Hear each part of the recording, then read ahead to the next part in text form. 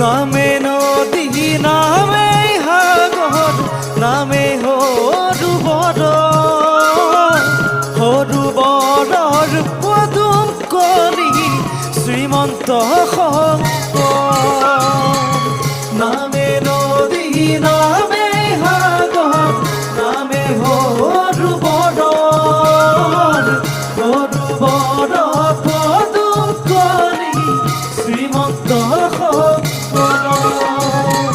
কৃষ্ণয় অৱতাৰ পাছে শংকৰদেৱৰ নামে কুসুম্বৰ গৃহে জন্মে